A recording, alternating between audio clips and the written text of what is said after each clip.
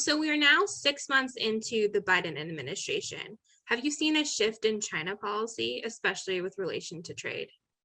Well, when you talk to the officials who are responsible for this, they will tell you that the policy is under review. And Okay. so, to be honest, while we've seen dramatic shifts in the Biden administration and many other areas, we seem to be treading water on trade policy vis-a-vis China. There have been no major changes except those that have been mandated by the courts. And so the judicial system of the United States has thrown out some of the executive orders and prosecutions of the Trump administration, particularly Xiaomi, TikTok, and WeChat, well, all important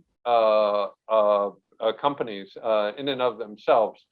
But these are not proactive moves by the Biden administration. Rather, they are court actions. Other than that, we really have not witnessed any major change whatsoever. And we're treading water, in my view, in a quite dangerous currents. I think that it's important when you're treading water to try and fix on a goal and then start swimming towards that goal. Otherwise, you're going to be just bumped around by the currents, and that might not be a fun experience.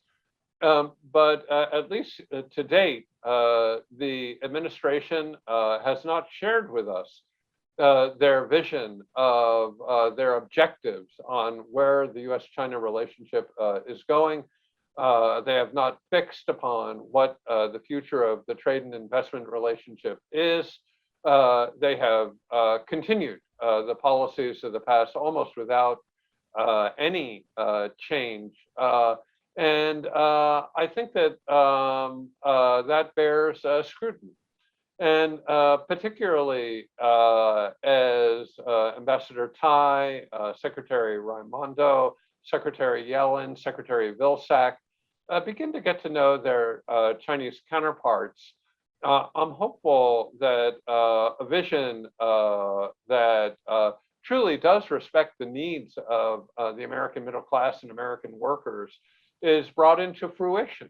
And at least in my view, particularly over the longer term, that vision is a vision that of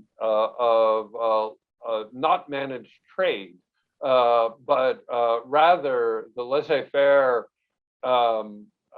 capitalism that has brought us such prosperity in the past.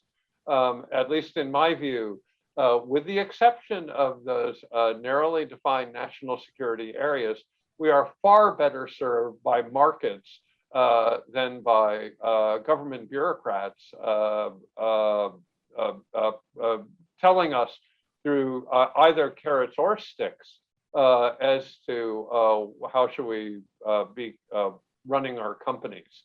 Rather, it is in America's long-term interest to maximize the market efficiencies, to hone our competitiveness, to work with Chinese and everybody else where appropriate, and to develop market access strategies in China that allow us better access to that 30% of global economic growth that will be contained within China over the next 10 years. And we got a lot of work to do.